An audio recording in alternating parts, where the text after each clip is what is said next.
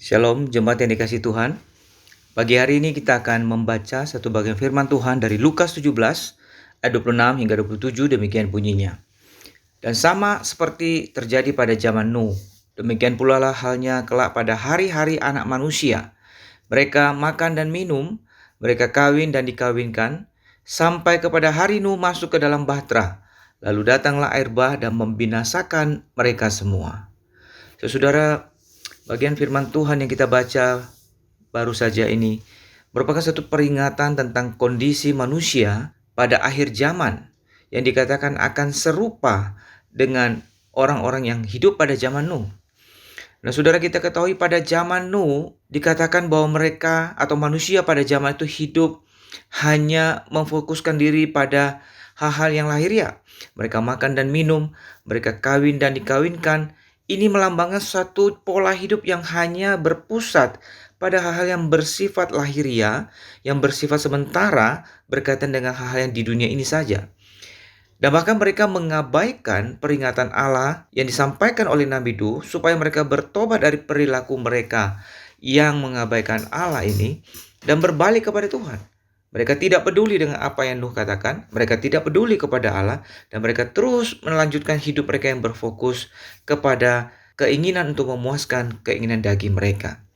Nah, saudara, Tuhan Yesus berkata pada akhir zaman, pada hari-hari anak manusia, artinya pada hari kedatangan Tuhan, menjelang hari kedatangan Tuhan, maka kondisi manusia pun akan serupa dengan orang-orang yang hidup pada zaman Nuh.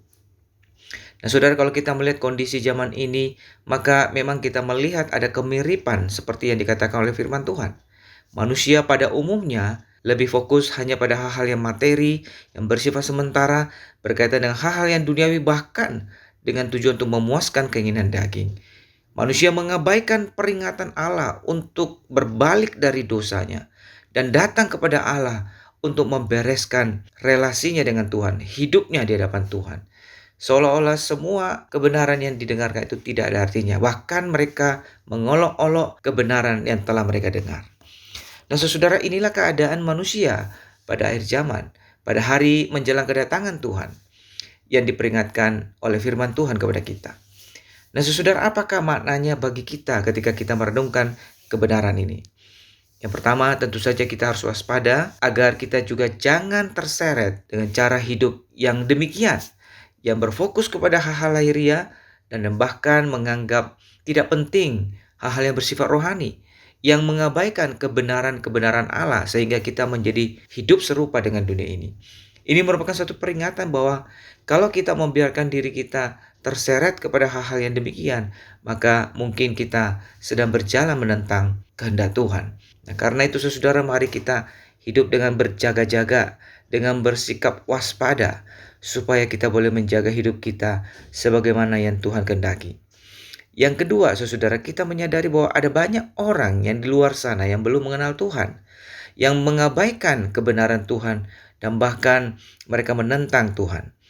Adalah tugas kita untuk mendoakan mereka, untuk mempedulikan mereka, dan bahkan menggunakan kesempatan untuk bersaksi kepada mereka, menyampaikan peringatan Tuhan, kebenaran Tuhan kepada mereka, supaya pada waktunya mereka boleh berbalik kepada Tuhan.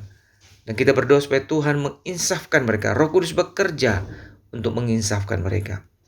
Tentu saja apa hasilnya bukan ditentukan di tangan kita, tetapi adalah tanggung jawab kita untuk memberikan kebenaran ini, memperingatkan mereka akan kebenaran ini.